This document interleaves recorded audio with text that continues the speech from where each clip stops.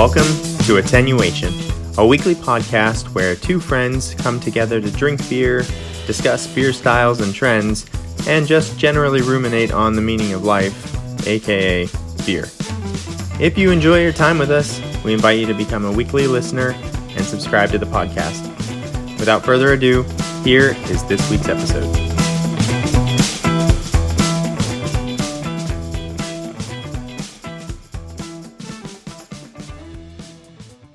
Hello, and welcome to episode 19 of Attenuation, a beer podcast. My name is Jason, and I'm joined by my best friend since 8th grade, Steven. Hello. How's it going, Steven? Good. So today, I'm very excited. We're doing a deep dive into my favorite style, and that's the Stout. I had to throw you a bone, man. I've been waiting for this episode for a while. Well, I learned a lot, too. I learned I only like the narrowest sliver of the Stout style. The most modern interpretation. So we're going to go through the history, and it's been a good learning process. And as usual, every time we do an episode where you have to do research, I then want to go drink like 10 beers that I know I've had but didn't fully appreciate what they were. So it's good. It's been a fun exercise. But before we get into any of that, we have to do the best part of the podcast, drinking beer. I hope you're drinking a Stout today. I am. So I will introduce my beer, give some nose notes, and then I'll pass it over to Steven. So today I'm drinking Cherry Bomb from Prairie Artisan Ales. I almost picked that beer. Wait, did you really? Yeah. Oh, that's awesome. Ooh, we should have talked about our beers, but yeah, I didn't. Coordinated. Someday we'll have to do the same beer. That'll be fun. Yeah. So this is a 11.5% Imperial Stout, and it is aged on cherries, coffee, cacao, vanilla, and chili peppers. So I'm hoping this will be very good. So it's pouring my favorite color, jet black. And there's actually not very much head. Very minimal, quickly dissipating. It actually looks like kind of carbonation you see like if you poured a Coca-Cola or something like that. Now, have you had this before? No. Oh, okay. I never had this before, so I'm very excited. Have you had the original bomb? Yes. Okay. Oh, so that's what this is. This is a cherry version of the bomb. Makes a lot of sense. Ooh, the nose is awesome. Yeah, I'm getting cherry chocolate and vanilla right away. And a little bit of a boozy note and a real dark malt. Okay, I'm liking how this is shaping up. I'm going to pass it to you while I take some tasting notes. All right. This one I've been waiting for a very long time. And I just decided, why not do this on the podcast? Just because that's what this is for, right? So... What are you busting out? So I'm busting out Anchorage Brewing Darkest Hour. I've been cellaring this since 2017. So it's about 3 years, almost 4 years. Oh my goodness. Which is about the max amount of time they say you should cellar it. So it's time anyway. Its destiny has arrived. I can't believe you're opening this. So I remember this is at your house before you moved. That's how old this is. Yeah. Yep. Exactly. I've seen this. I've held this bottle in my hands. Yeah. So this is a Imperial Stout aged in whiskey barrels. It's a 13%, 40 IBU Imperial Stout. This is the December 2016 bottling. I'm going to pour it into my fancy little Pliny the Younger glass. Holy crap. This is super dark. I can smell it. I'm arm's length away and I can smell it. Ooh, I can see it. Very little head. What head there was, it dissipated quickly, but what head there was, it was like a dark brown head. Definitely getting the whiskey notes, chocolate and vanilla, and a very prominent, dark fruit fig. Nice. Yeah. All right. There we go. It looks like you were enjoying yours. So I was smiling a lot. Yeah, I really like this one. So the entrance is it's like dark malt and chocolate, and then there's a little bit of it's almost like espresso, like very strong coffee, and then all of a sudden it's just sweet cherry, like maraschino cherry. It's almost like cherry cough syrup a little bit because it's a little boozy for a second, and I love the taste of cough syrup. So that's not a bad thing in this case. It's like a sweet cherry. Then there's like a little hint of vanilla, and then it's a little bit dry on the finish. And for me, that's kind of when the chocolate's coming in, like a really dark, like a baker's chocolate, not a sweet chocolate at all. And then there's just like a slight heat throughout from the chilies. But the fact that this is 11.5%, you don't really taste the alcohol at all. So I really appreciate that aspect of it too. This is really good. If you like cherry, because I feel like cherry is primarily what's coming through. I mean, it is called Cherry Bomb, but if you like cherry in your stout, which I very much do, thumbs up definitely on this one. That's amazing. Yeah, I'm pretty happy right now. I think this is going to be one of our most eventful tastings ever. Just the complexity of the beers we picked. Yeah. So tell me, I'm very excited to hear about this darkest hour. Okay, this is amazing. Probably, I would say the most complex beer I've ever consumed. Very sweet chocolate entrance, and then this like sort of fruity like port wine sherry kind of flavor. It's very sweet at first. Interesting. With the sweet chocolate and the sweet figgy fruity port wine flavors. And then it kind of turns more bitter chocolate, and then it leaves this like crazy burnt wood campfire flavor in the back. That's like, I know that sounds weird, but that's the whiskey barrel. Yeah, it's fantastic. Yeah. This charred wood flavor. There's no alcohol burn at all. Really? And what percentage is this again? 13.5. That's incredible. Yeah, the alcohol, and that's probably a result of the aging too, because that usually rounds off the alcohol sharpness a little bit, and I think that's also it's sort of that turns into more of that like port wine sherry characteristics. So that's kind of where you're feeling the alcohol as if you're drinking like a strong wine, but it's not that like whiskey burn that you might expect from like a whiskey barrel-aged beer. And yeah, and then it just like leaves your mouth very dry, like a dry bitterness from that, like it's like it burns off, like the roasted wood, like just sort of burns all that off, and then it just leaves you that almost like a coffee bitterness in the mouth. It's incredible. I can see you're giving into the dark side, Steven. I'm gonna make a stout drinker. You're gonna abandon all other styles. I definitely am appreciating the style more these days, and just because. So let me give you a quick quote that I pulled out of my research. Okay. Today that says, "Stouts are immediately welcoming to the novice and eternally rewarding to the connoisseur." And I it's love it. so true. Like, yeah, you're talking about like just roasted chocolate malts, like especially we're going to talk about porters and stouts. Like porters very much like a great like entryway into dark beers. But then if you really want to get into the style and really parse out flavors, these are the beers that you can do that with. I mean, definitely IPAs have their moments, and I've had some, especially like, Pliny the Younger and amazing triple IPAs that you can sit a little bit with and dissect, but nothing like this. Like this is like the way the flavors rise and fall throughout one taste of this beer. It's incredible. Yeah, to me that's always been, it's kind of my main draw to the style is the complexity, and like even in the first couple sips, sometimes you don't even know what's happening. And you gotta like, okay, I'm just gonna focus on the entrance and see what I taste, and then I'm just gonna focus on development and see what I taste. And it sounds so stupid, but if you're listening to a beer podcast, I think I can get away with it. But you're like building a relationship, with the beer. And they talk a lot about that too, like because it has a lot of crossover with like single malt Scotch, like a very complex bottle of single malt Scotch. You're like building a relationship with it because you got to taste it many, many times to try to totally understand. And then the other thing you're going to notice too that I really appreciate, and this is actually true of IPAs. It's true of probably all beers, but I notice it the most in like these huge barrel-aged stouts is as the beer warms up too, you'll start to taste different things. The flavor profile just changes as it warms. And generally you don't want these to be super cold. You want them to warm up a little bit out of the fridge. So yeah. This one it was not in the fridge because I was cellaring it. Okay. So this one I threw in the fridge about an hour and a half ago.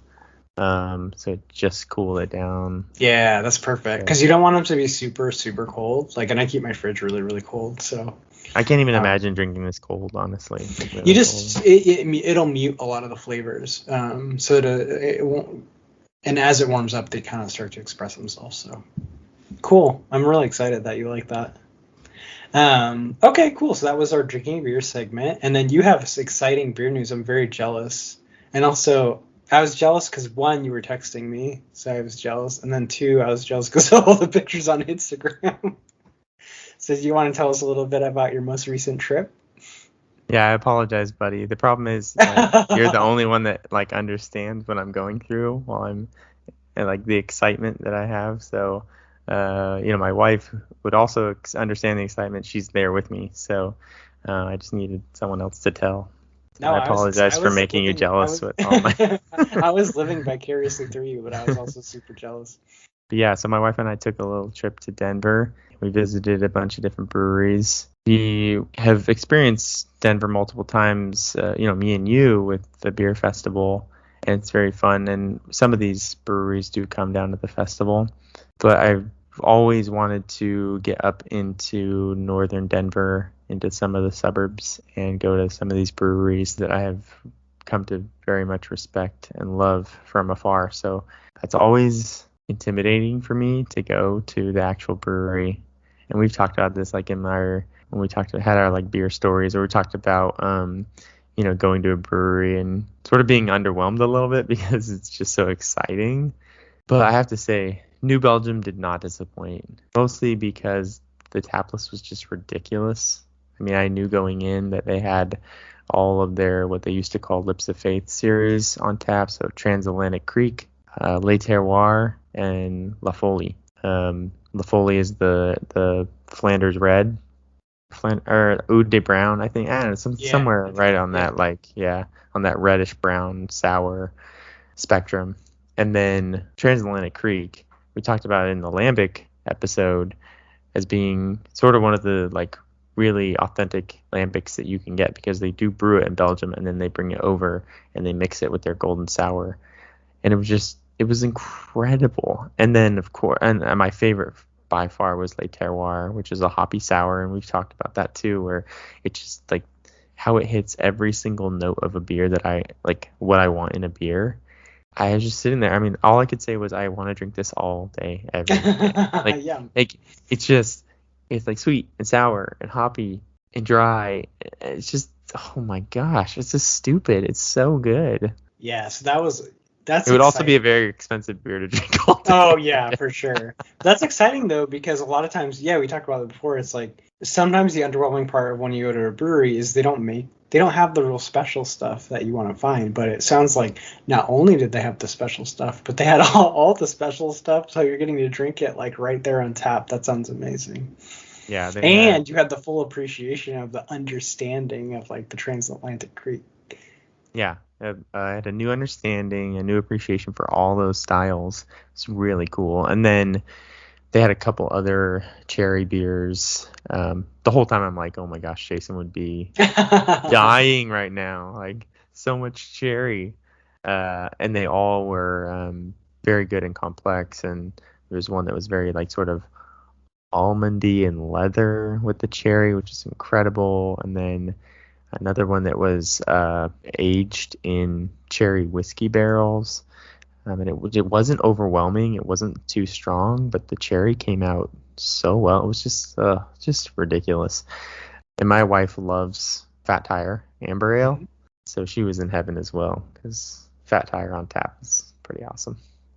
It's a good one. So then we also made stops at Verboten Brewing, which made my top 10 list with their Rollins of Watermelon Goza, that just amazingly released the day we got there, and I didn't know that was happening. So to walk in there thinking they weren't going to have that beer, because I had been watching Instagram and looking at their tap list and I hadn't seen it, and then walking in there and looking up at the tap list and seeing it, I was a little kid.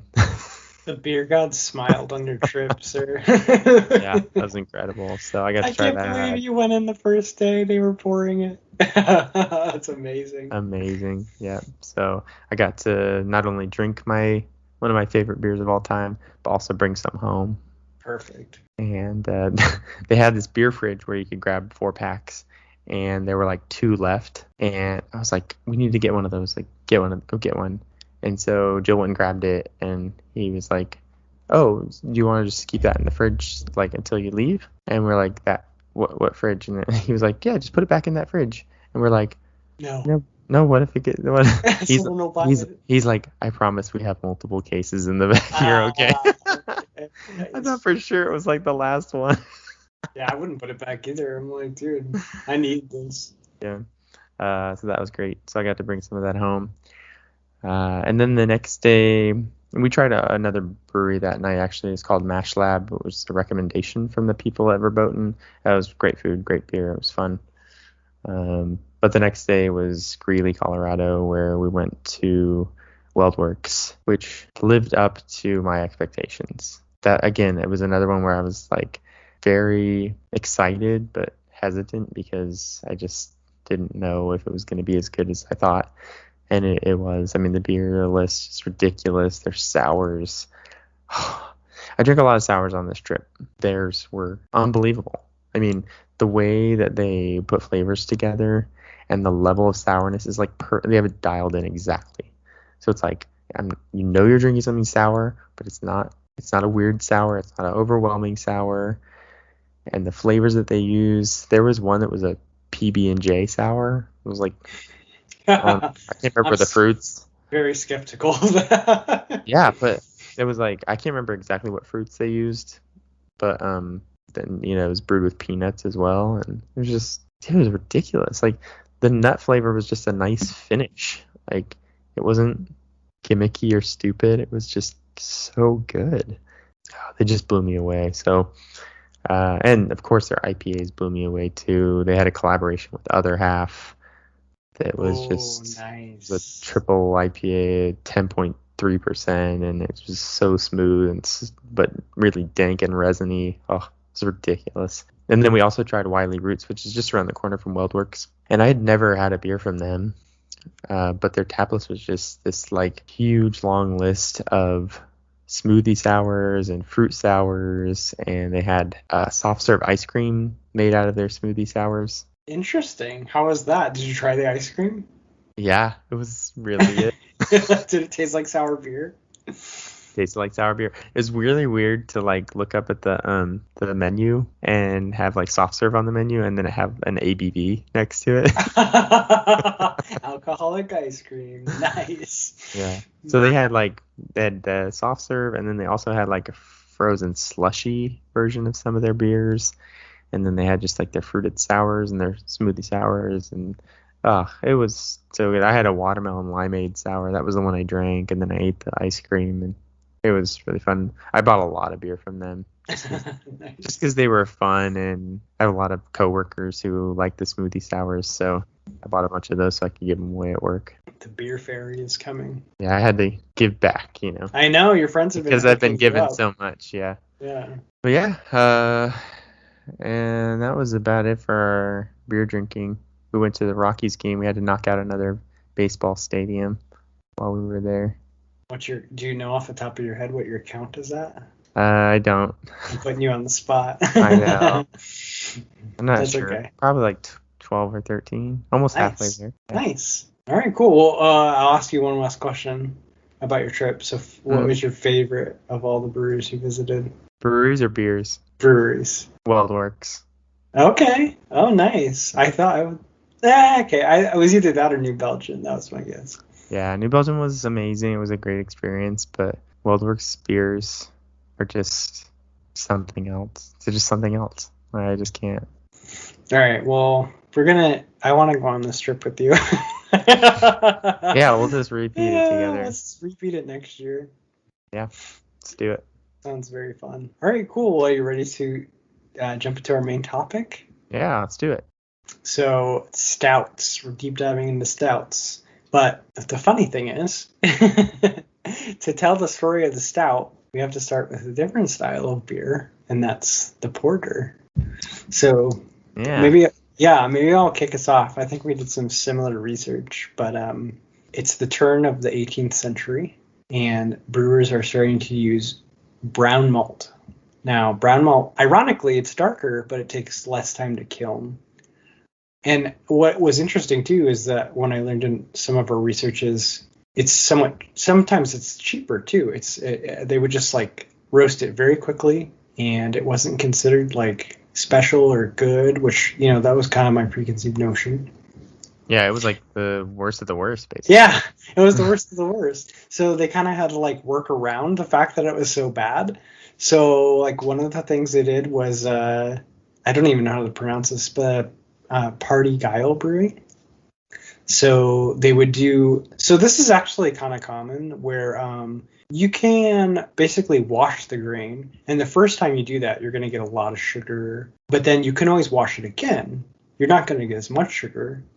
You might get a little less. So that can be used for a lot of purposes. But what they're doing in this style is they would do multiple washes, but then they would just mix them all back together, which apparently wasn't that common before. Sometimes you take like the first wash and use it to do something, and then maybe you do something else with the second wash, but they would mix it all together. And then they were also figuring out at the time that they could age this beer. And so they had these 108-gallon casks known as, I guess, butts. Yeah, butts. Butts. And they would just leave it in there for like months, even years, to kind of mellow it out, because this grain they were using was really sharp. It was really smoky. It was kind of harsh. So a couple things would happen as they aged it. They're mellowing it out, and it's taking on flavors from the yeast that live in these casks. And then they're serving this in London, and it's getting very popular with workers, the workers who are unloading cargo. And they are known as porters. So very quickly, or not very quickly, but eventually this beer that they're enjoying, that's dark and somewhat harsh but mellowed out through this aging, takes on the name porter, because that's the people that like to drink it. So that was fascinating. So that was the genesis of the name.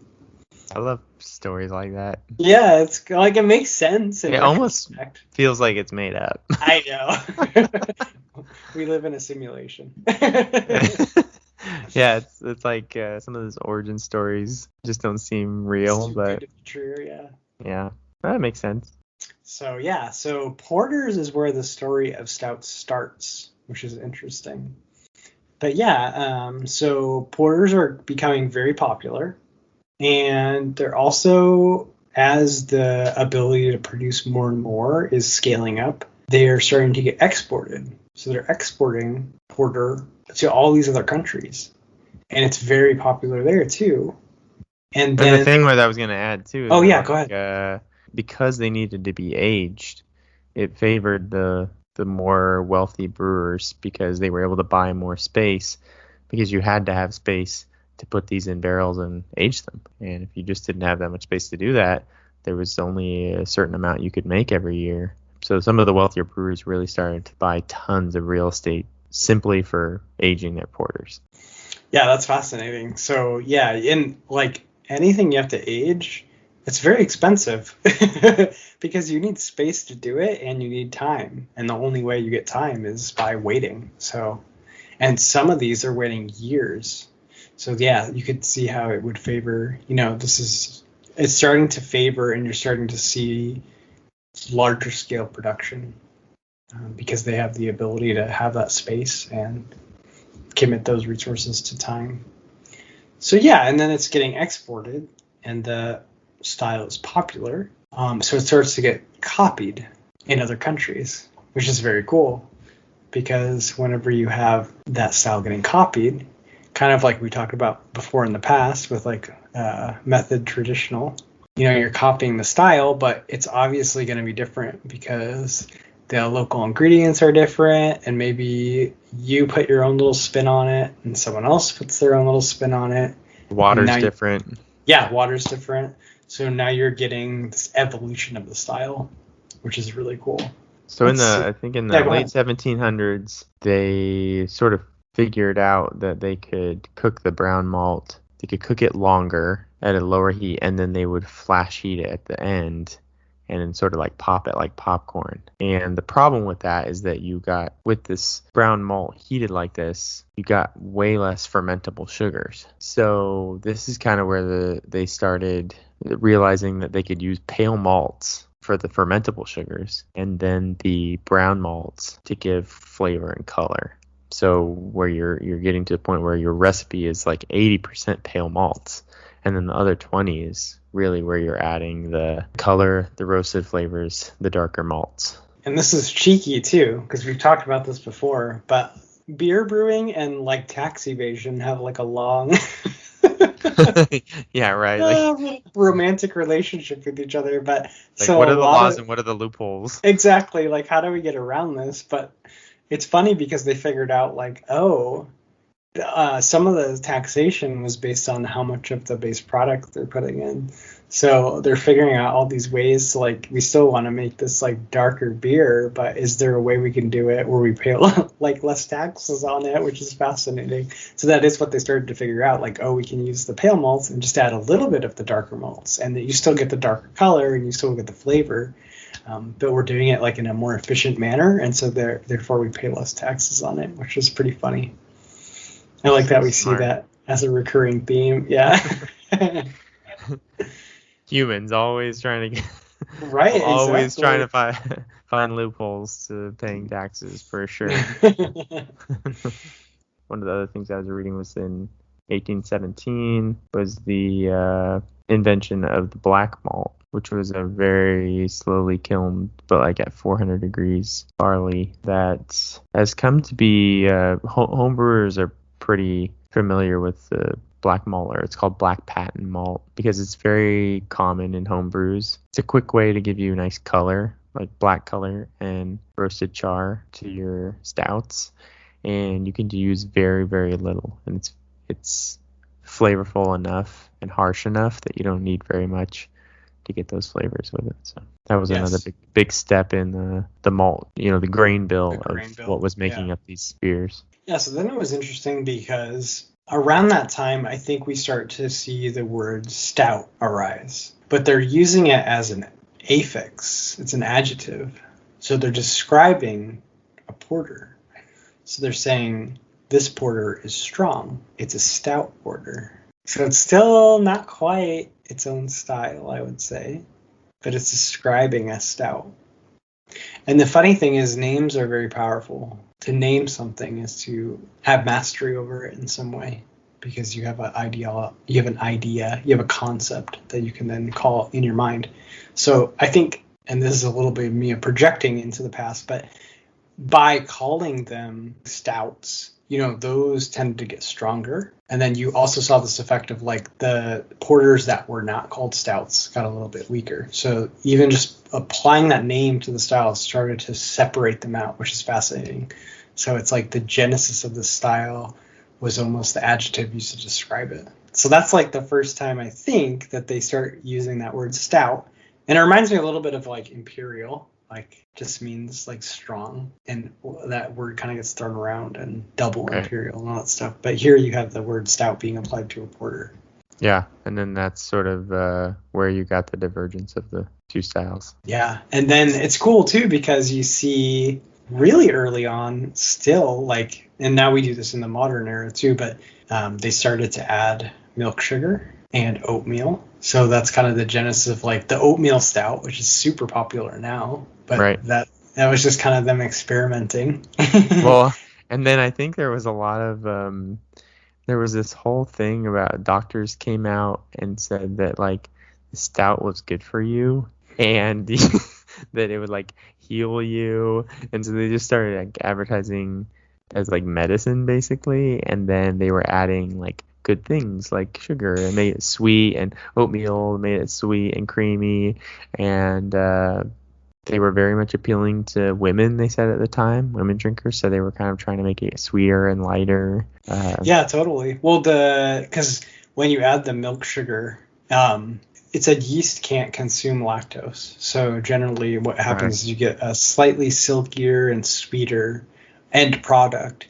So they're kind of marketing that towards like women. And yeah, I saw the same thing. Like they basically had a whole ad campaign that like Guinness is good for you. It's so funny because like I swear, like didn't the same thing happen with cigarettes? Like they were like, there's the whole like, and like cocaine and stuff, T-zone, like, oh, it's good for your T-zone, and like It seems like every vice goes through an era where they pretend it's like a medicinal product. Yes, it's snake oil.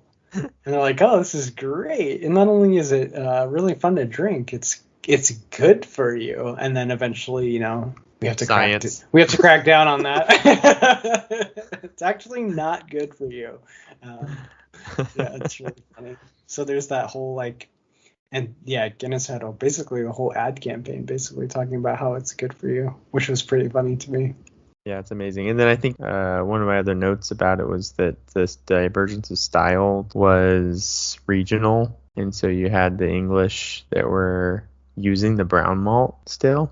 And then you had Irish stout where they started brewing it with just the black malt and no brown malt, which is super interesting, but with like two very different end results, because one, you have that sort of use of pale malts with the brown malt. You get a lot more like caramel flavors, where the Irish were going like much harsher and drier with the charred black malts. Yeah, it's fascinating how like regional differences. And then I came across, doing some research for this, they started talking about the first imperial stouts and kind of the genesis of that word, and talking about how it got associated with the beer they were sending to Russia. And that's kind of the genesis of the imperial. So it's like the 1780s, and there's beers being commissioned by Catherine the Great, which is pretty cool to think about. This is so awesome. Yeah, I love that history of like leaders being so involved in like the alcohol trade and the alcohol brew process. So they're shipping it all over the world, and then they're shipping it to the to Russia and the Baltic region, and it just gets, those ones are just really, really strong. And they're saying, it's kind of speculative of like, oh, they had to be strong for the journey to survive the journey, but who knows? It's cold, so it doesn't really have to be strong to survive the journey, but it's just that maybe they just really, really like super strong stouts.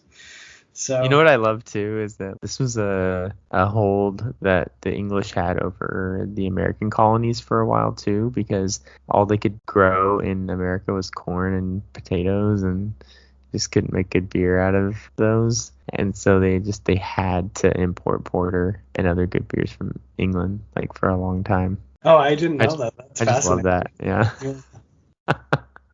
Yeah, there was this great like recipe. It was like a beer recipe that they found in like George Washington's writings, like some beer he made. I can't remember like exactly what it was, but like if you read it, you're just like, oh my gosh, that sounds horrible. Like no wonder they had to import their beer. What were they making? That's really funny. Yeah, it's hard. I don't know. There's not a lot of good corn beer these days, so no. They had very limited base products. But yeah, it's kind of like, it's a similar story we've seen with the other styles of just each region kind of has its own style, which is really cool. People have different preferences, and people just brew it different ways in different places. So you have a lot of different examples of stouts and porters, and some are dry, and some are sweet, and some are smooth, just based on what they're doing. Do you have anything else you want to add before we get into like the era? Well, I guess, I don't know, maybe this will sort of transition into that, but it is interesting from reading about the evolution of this beer, and it kind of follows the same route as all the other craft beer styles, where you got into World War era, and beers, they went from being strong to weak, sort of following trends and following what people liked at the time, and marketing to people like I said, marketing to women, making things sweeter and lighter is what they were doing at the time. And then to try and see that sort of resurgence of coming back in as we now sort of have resurrected craft beer in the modern times to more of its strong, original roots. Oh, that's a good point, because porters almost did die off as a style right around that time. Kind of what you were talking about. A lot of brewers started to cheat. They were just coloring, trying to pass off bad beer as other styles, and it was very popular. It controlled a lot of the market, but it got a lot less popular. And we've seen that kind of happen in some of the other deep dives we did, where there's a really dominant style, and then something comes in from another region and kind of takes root and starts to displace the local style.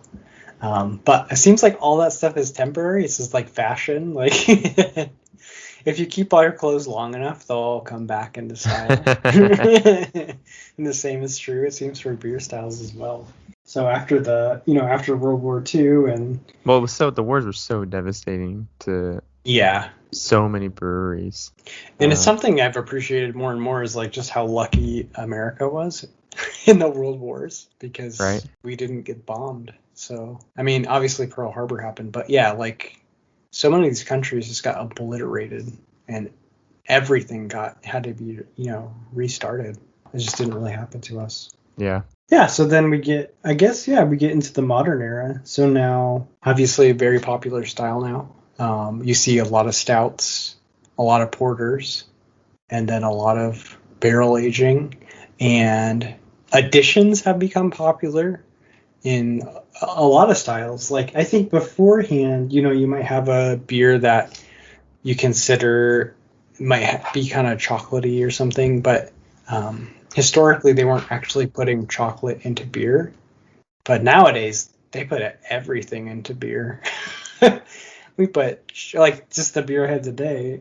I mean, they're adding cherry, cacao, vanilla, chili peppers. There's a lot of additions. Yeah, and certainly vanilla and licorice, and cinnamon, and maple syrup. Putting oatmeal cream pies into the fermenting tank. Oreos. I was just listening to another podcast where they were tasting Oreo stout, and the guy was like, I think there's a chunk of Oreo in my beer floating in the beer. Didn't filter it quite well enough. Yeah. Toasted coconut is a common addition these days. So I think anything where you take these flavors and wood flavors and chocolate flavors and you can amp them up. Peanut butter is another common one, where it just makes sense. Those flavor profiles make sense. So they've started making and adding adjuncts to either boost those flavors or complement the flavors. So what are some modern stouts that you would recommend? I actually want to do the first recommendation. I think a little bit complex, but I know I've mentioned this before, but Dragon's Milk is a bourbon barrel-aged stout, and I think you can't really go wrong with that one. Might be a little rough if you're not used to the style, but definitely something that can be appreciated by the beginner and the novice. And it comes in a lot of variations, but if you just look for the regular Dragon's Milk, I know when we went to the beer festival, they had like every version of it. And there's like vanilla and cinnamon, I think. And the banana one was my favorite. Banana, that's right. Banana was ridiculously good. Yeah. I think if you're talking about a barrel-aged stout, that's about as gateway as it gets, because you can drink milk stouts that aren't aged in any kind of barrel, and those are good gateways. But if you're talking just straight, how to then sort of transition into barrel-aged stuff, I think Dragon's Milk is a great way to do that, and also available, right? Widely available. And I guess I should say Guinness too. Oh, of course. Yeah. Because then you're actually like linking yourself to the history that we just talked about, because Guinness has been made for hundreds of years. When you drink one, you can tell yourself it's good for you, because that for a long time was their ad campaign.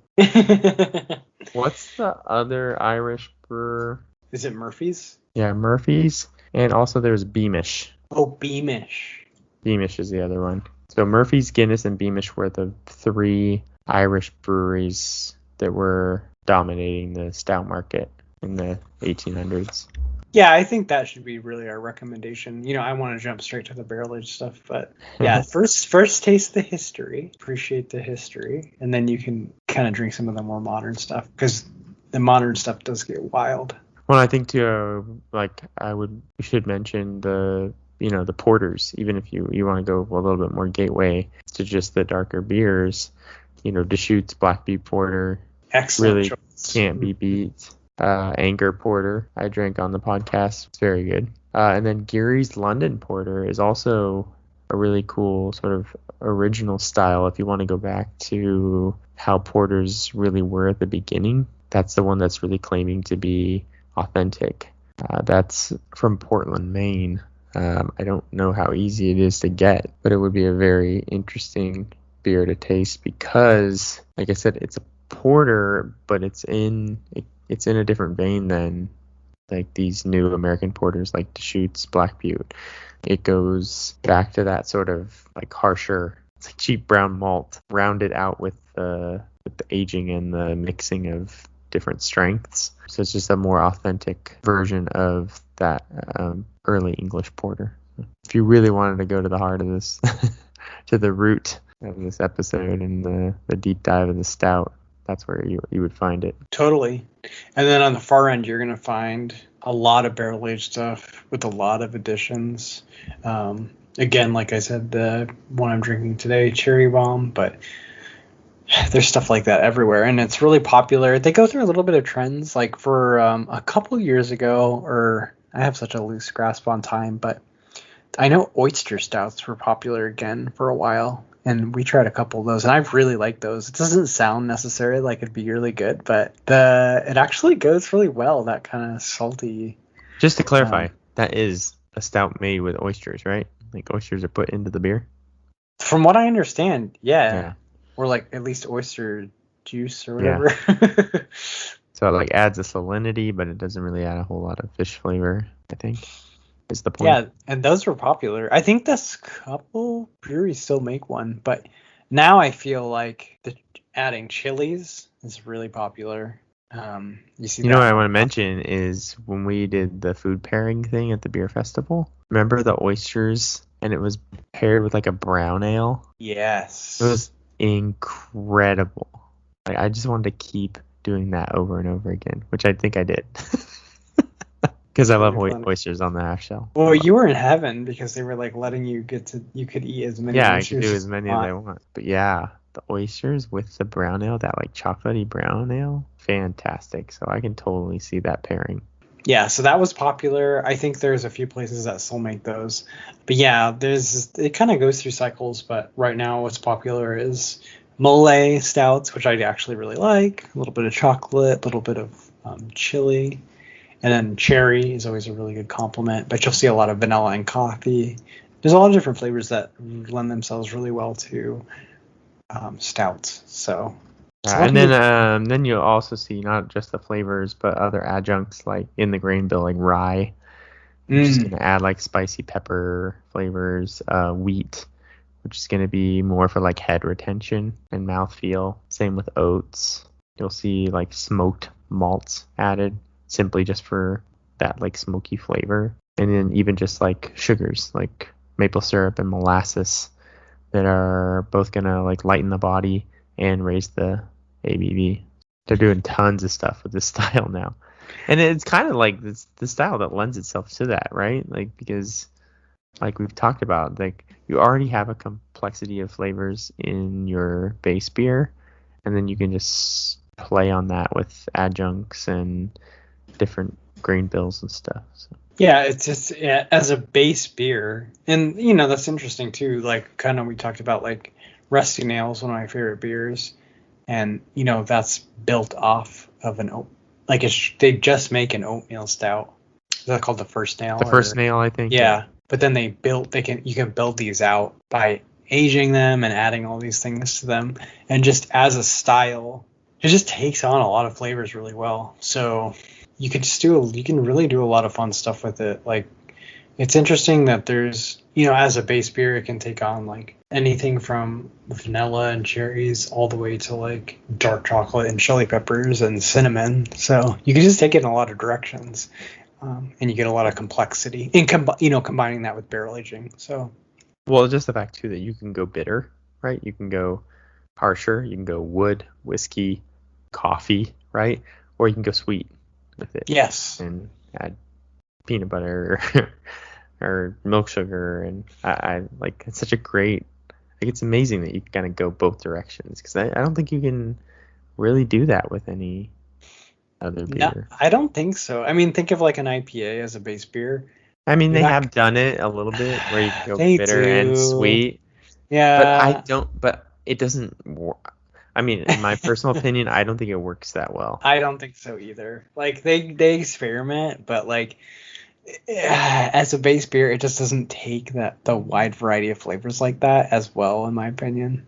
And that is why I think like kind of that quote you brought up earlier in the episode that it's beloved by amateurs and connoisseurs alike. I just think as a palate or as a base beer, it's good, but then it's also a really good thing to experiment with and make all these crazy beers with. So Yeah, there's another good story about Deschutes Black Beet Porter, where the head brewer, like, they would get asked, "Hey, just give me your like lightest beer." A customer would ask for the lightest beer, and he would be like, "Okay, I'll pour you that beer, but first, will you try this one? Will you try Black Butte?" And he said 80% of the time they'd be like, "Oh, that's really good. I want to just drink this." So I thought that was cool. Like, it's a welcoming style. Such a great way to get into those darker flavors with a lighter beer, like a porter. And then it's just downhill from there. As you can see, I'm drinking Darkest Hour from Anchorage. yes, you start and you end. Just a few short weeks from drinking Anchorage porter on this podcast, and I'm feeling silly with my 13.5% Yep. Darkest Hour, which is, and actually another good point is that, like, drinking at the beginning and making tasting notes and all that stuff, it's super complex, amazing flavor profile. I had tons of notes. I was just sitting here scribbling. It was crazy.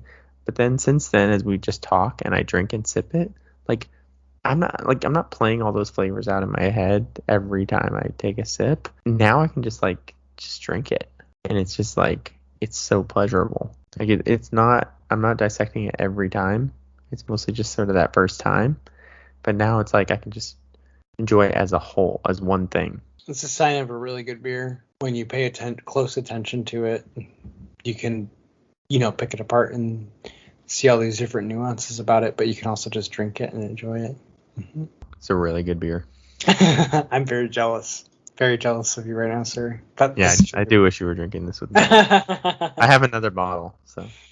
All right, when I come visit you, we're cracking that. That and the what's the other one you got for me? That's the H.O. Rubicite from Jester King. Yeah, we're gonna have a good day. I drink those back to that. Amazing. All right, cool. Do we want to add anything? I don't know if we did full justice to the style. Maybe we'll revisit this, but we did a pretty good history and evolution and.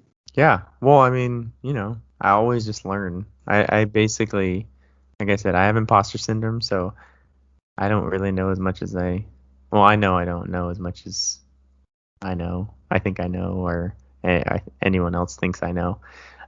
So these are the episodes that are fun because I get to learn. And like, if anyone listening to this podcast, like, I'm just learning with you. Yeah, 100%. And I learned so much just doing research for this episode, and there's always someone that knows more than you, and I don't think we know that much about beer. We just really like it. Yeah, exactly. So really the point of these episodes is just for us to learn about styles and appreciate them more, and then hopefully just help people also do that. Yeah, and this is like you can continuously learn forever. Like, so you can fact check us too and do all that stuff because we don't know what the hell we're talking about. It's good that you mentioned that, Stephen, because you can send your hate mail to our email.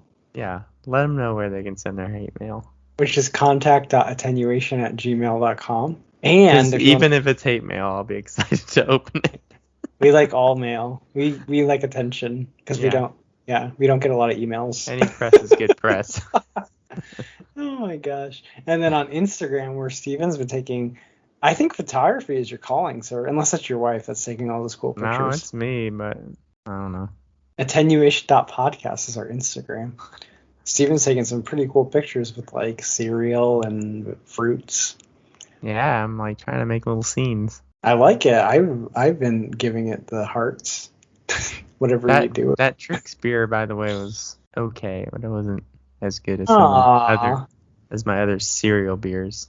That's disappointing. That was an interesting, actually, like, it was a collaboration with WeldWorks, and it's a weird name. Anyway, each of those breweries made one, like, of their own version of a Trix. Oh, cool. Cereal. So it was like a collaboration, but it wasn't like, but they each had their own version. And so this was not WeldWorks' version. It was someone else. It was the other brewery's version, technically. And so it'd be interesting to see what WeldWorks' version came out as, because I've had sours from them that are brewed with cereal, and they're incredible. So this one wasn't as good. All right, cool. It'd be cool if you could somehow get all of them together and try them side by side and see who makes the best Trix beer. Oh, that's the fact great. that there's even 2 Trix beers. That was the actually second Trix beer I'd had. The other one was pretty good. We live in interesting times. Yes, we do. There's no Trix beer in 1700 when the porter was invented. So anyways, you can follow us on attenuation.podcast. We have over 40 followers. Very famous. And I think that's everything. What do you think, Steven? Do we call this episode a wrap? Let's call it a wrap. I'm going to finish my beer. Yeah. So my name is Jason, and I'm joined by my best friend since 8th grade, Steven. That's me. We are going to finish our stouts and bid you adieu until next episode 20, next week. Nice. 19 right. bags. Awesome. Cheers, buddy. Thanks for listening to this week's episode of Attenuation, a beer podcast. Don't forget to subscribe to the podcast and follow us on Instagram or Facebook for more fun content. Catch you next week. Cheers!